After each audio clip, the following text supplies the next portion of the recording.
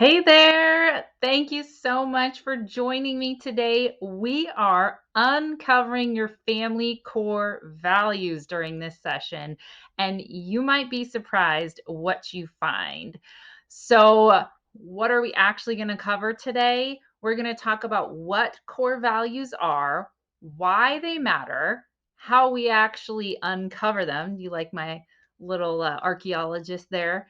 And then how were you going to use them for decision making? If you saw the description of this session, we talked about smashing decision fatigue. And that is really the secret sauce of uncovering your family core values, is that we then take them and use them in our decision making to smash that decision fatigue. Because I know as a homeschool mom, I get overloaded with decisions and I get decision fatigue. So I'm going to guess you've been in that boat as well. So before we dive into our content, I want to introduce myself and say, hey, I'm Melissa Whaley. I am a homeschooling mom of 6 kids. Yeah, that's right, 6. There's my crew right there on the screen, and my awesome husband, who is my partner in crime. We've been homeschooling for 6 years now, and my husband is also a homeschool teacher and has been in the field of education for over 10 years. So he is an awesome partner to have with homeschooling kids. Our oldest is entering high school, our youngest is entering toddlerdom, and it is just a wild adventure in our house all the time.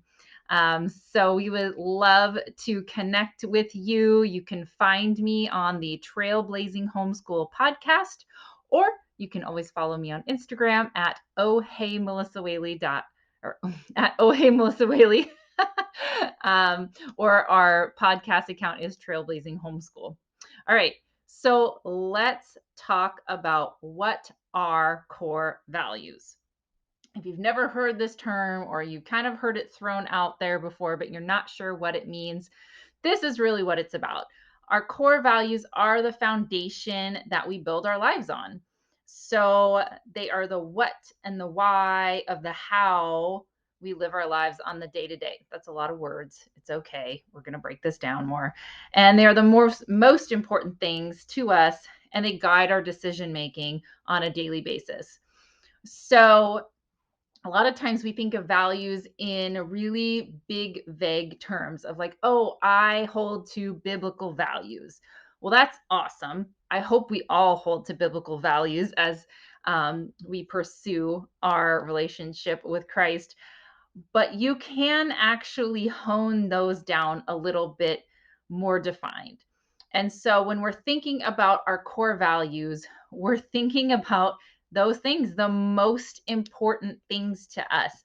And it's not just things, but sometimes, it's ideas, it's principles. A lot of times people will use, our core principles, or just that what we stand for, what our family stands for.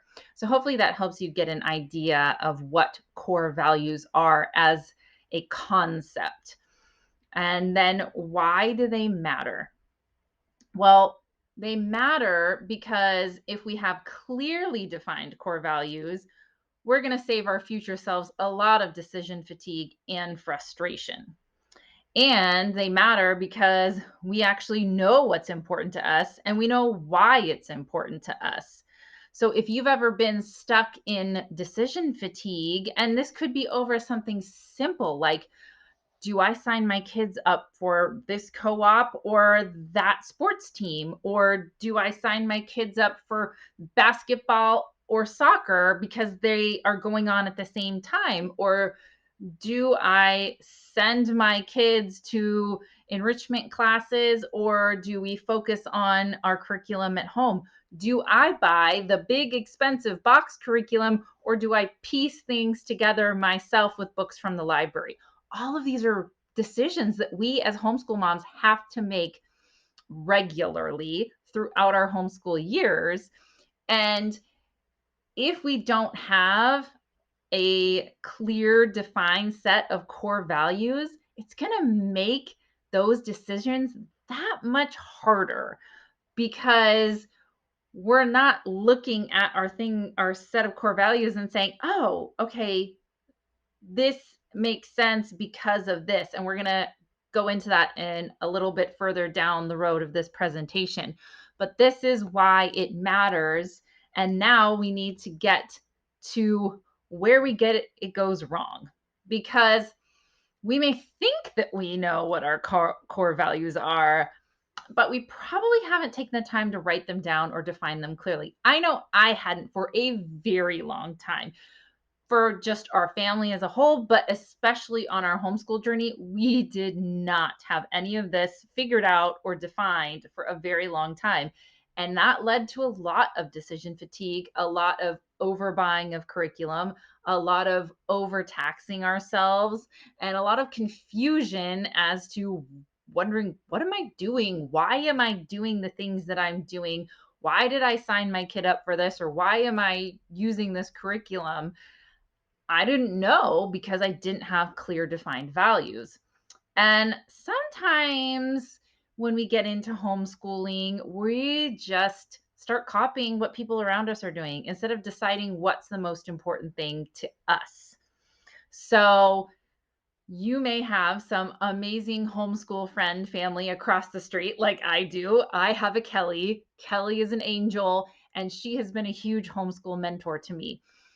But if I just looked at what Kelly was doing and copied everything she did because, well, her kids are doing great and she's been homeschooling for a long time, I would just be doing what they're doing instead of deciding what's most important to me, which might work for a little while, but eventually there's going to hit a lot of friction because guess what? My family is different than her family. Your family is different than my family. We're going to have slightly different values, and that's going to inform how we run our homeschool days, how we choose our curriculum, how we choose our extracurricular activities. And it's not going to be the same. And that's okay because we don't all have to be cookie cutters of each other. God created us with unique personalities, interests, passions, traits, and all of those things, those gifts, all of that plays into what our family values are. Other ways where it goes wrong, more than we'd like to admit, we allow FOMO to guide our decisions instead of our values. So, fear of missing out, FOMO. Yeah, I had a huge problem with this. So I had a friend this year who was brand new to homeschooling, and she was super excited about field trips. She literally signed up for every field trip she could get into in our local area with a certain thing. And at the beginning, I was like, oh my gosh, I should be signing. She'd go, hey, are you going to sign up for this field trip? And I would feel like I need to get signed up for that field trip because our friend's going and it's going to be fun. And, I may not have to pay out of pocket for it because of the charter school that I use.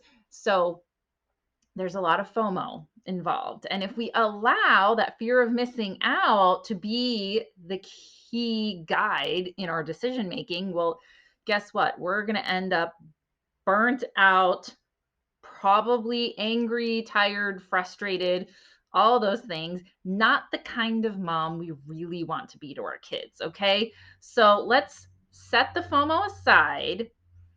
And then sometimes we're just so focused on fitting into the box of one homeschool style that we forget to look deeper at whether this is actually a great fit for us or not.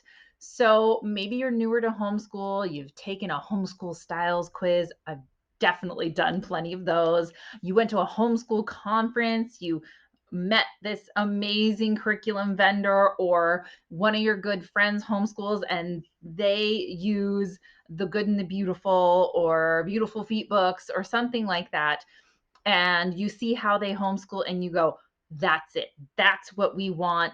I'm just gonna do what they're doing because it looks awesome. And so you buy all the stuff or you sign up for maybe the co-op or the class, and you get going in it and go, oh gosh, this isn't working. This is not jiving right with our family, with my kids, with me. We're just butting heads constantly. This is way too much work. Something like that.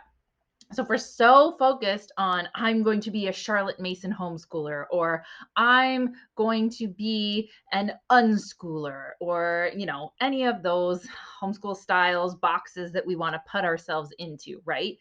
If we're so focused on that and trying to fit ourselves into that box, then that's going to create a lot of issues versus trying to evaluate what our values are first and then going to different homeschool styles, different homeschool curriculums, and going, oh, this one makes a lot of sense. This one fits really well. Or I bet I can tweak pieces of this to fit us better. Or maybe I'm just going to take a little bit here and a little bit there and a little bit there and put it all together. And that's what's going to flow well for our family. So, how do we find our core values? I mean, that is the whole point of the session, right? Is I'm supposed to help you uncover your family's core values. Okay, well, we start by asking questions. So, I have 3 core questions that we are going to ask ourselves at the beginning of this process. The first is, what principles do we want our family based upon? So again, that we can interplay principles, values. Um, they're kind of synonyms, so it works. But what kind, just start throwing outwards. You can just start brain dumping on a piece of paper or on the handout that I gave you. Just what are the principles? What words pop into your head when you start thinking about what principles do we want our families based upon? So this could be things like scripture. It could be things like community. It could be adventure. It could be health. It could be things like trustworthiness or honesty. It could be creativity. It could be logic. I I'm gonna give you a little secret sauce on the next slide that's gonna help you with a lot of finding these words, because again, the possibilities are endless. But the second question I think is really helpful is, how would we like our family described by others? Which, this is kind of cool because now you're putting yourself in an outside perspective looking in and go, okay, if I asked my friend Kelly across the street, who's a homeschool mom, like, hey, how would you describe our family? What are the kinds of words I would want to hear from her? Would I want to hear, oh, your kids are so kind and, they're really creative. I love that you guys are so adventurous. Uh, you guys are always on the go, or maybe it's you're always really present to your kids, or you guys are so talented musically. I hear your daughter sing all the time. Like, I'm just throwing things out there, guys. So, what are the kind of things you would love to hear if you ask someone else to describe your family? And then I thought this was a fun bonus question that just came to me actually pretty recently. And that is, what training phrases do I find myself repeating over and over to my kids? Now, I'm not talking about the correcting phrases, because the number of times I've said feet don't go on faces to my kids it's uncountable. I can't even tell you, but I wouldn't necessarily use that one in this particular scenario. I'm thinking more about, when I tell my kids the most important thing is to tell the truth. So I tell them that, you won't ever get in trouble for telling the truth. So what does that communicate? Oh, I value honesty. Like, honesty is important to me. It's important in the Bible, so it's important to me. You may say other things about, having a clean house, or doing your work well, performing with excellence, that sort of stuff. So if you have any of those training phrases, I specifically say training phrases, not just shut the door or put your shoes away, because we say that a lot as well. But those things like, the most important thing is to tell the truth. That's something I repeat to my kids over and over, because I want them to remember that. That's going to be something that sticks in their head. It sticks in my head as well. So these are the questions. there is a handout that has these questions printed on it. So if you want to fill that out digitally, or you want to print it out and start writing that down, you can do that now. You can start working on that later today, or you can work on this after we finish the session or after the summit is over. Now, I am going to share about a shortcut, and that is the cheat sheets. This is in your swag bags. So if you didn't know, there is a swag bag part of the summit, and you get a bunch of free things in there. So definitely go grab the family values cheat sheets, because there are 3 or 4 pages of over 100 core values that you can just start highlighting, circling. And so it just saves you a ton of time. So while you're sitting there trying to rack your brain going, I can't think, I don't know what's important to us anymore, my brain is melting, I've got your back.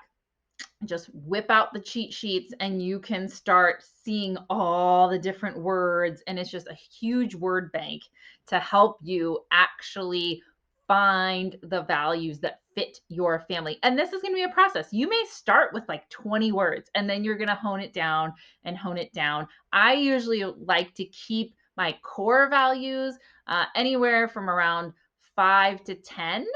I really don't like to go above 10 for core values. You may have secondary values, but these are really the core of what is going to drive your decisions. Okay, so let's talk about that. What do I do with them?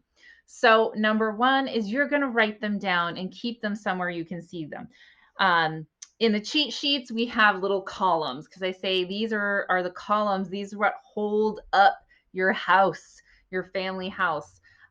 You can call it the foundation. One exercise we did with some friends is we actually drew pictures. So we drew a picture and wrote our values as different parts of the house that we're building. And so you want to figure these out together. And remember, these are family core values. So if you have a spouse, work with your spouse, especially if you have older kids, you might want to involve them as well. And you're going to have these up somewhere you can see them. You can write them on a sticky note and stick them on your mirror, or you can get fancy and have them printed out on something nice. If you're creatively minded, you can make it yourself. Or if you're not very creatively minded and you'd rather outsource, you can go to Etsy and find someone who will design it for you and have it framed and pretty in your house. But why we need them, where you can see them, is this next point, which is when you're making decisions, ask yourself, will this align with my values? Does this align with my values? Or maybe if you're deciding between two things, which one aligns more with my values? So if one of our personal family core values is adventure, so I had the decision to make for this upcoming school year of which homeschool group I was going to commit my time to. And there was one co-op that we've been a part of a long time, and that one has traditional classes, traditional periods. It's we meet at a church building, and we go from first to second to third period, and we study, generally academic or fun elective subjects. The other option we had is a nature group that meets every week to go on hikes and adventures and field trips, and is outside as much as physically possible. And so I had to make a decision, which of these two do I choose as where we commit our time? Because we don't have infinite resources of time. So I could not commit to both. Well, knowing that one, community is one of our core values. So it was important to me to pick one because we want to be in community with other homeschoolers. And then another core value is adventure. Okay, well, if I'm looking at a traditional co-op that has classes indoors, or a nature co-op that's going outdoors, hiking, exploring, the nature co-op aligns more with our core values. So that's what I chose. So you can see how I use those core values to look at two options, to evaluate them, You can do your pro con lists if you like, but use these to help yourself save this constant, like, oh, what do I choose? My kids like this, but they like this too. And I don't really know. And, oh, we're going to miss out on this. Or are we going to miss out on that? Cut that out. Go, these are our core values. Which one aligns more? We're going to commit to that. And then guess what? If something isn't working, you're allowed to change it up. If something you thought was going to align great with your core values 3 months down the road is a total train wreck and you're not enjoying it, you may just have to say no to that thing and move on to something else that's in better alignment. It's okay to change things up, and it's okay to shift your direction closer to your core values and rather than away from them. And over time, you may decide that, oh, these things I thought were my values maybe aren't my values anymore. Now, there are always going to be things that are your core. You're uncovering, you're not necessarily creating, because you don't just create your core values out of nothing. They're there. They're a part of who you are. Again, a part of how God created you. Maybe your spouse, your kids. It's a family core values. You can also have your own personal individual core values, but this is for the whole family. So use these to guide your decisions. And just remember, the best is yet to come. As you learn to align yourself more and more to your core values, it's going to make you feel a lot less overwhelmed, a lot less decision fatigue, and just feel more flow. So I hope you guys enjoyed this. Make sure to grab that handout. And I would love for you to tell me down in the comments, what is a core value that you uncovered today, or maybe one that you already knew existed, and grab those cheat sheets. So I love you guys, and I hope you have a wonderful day.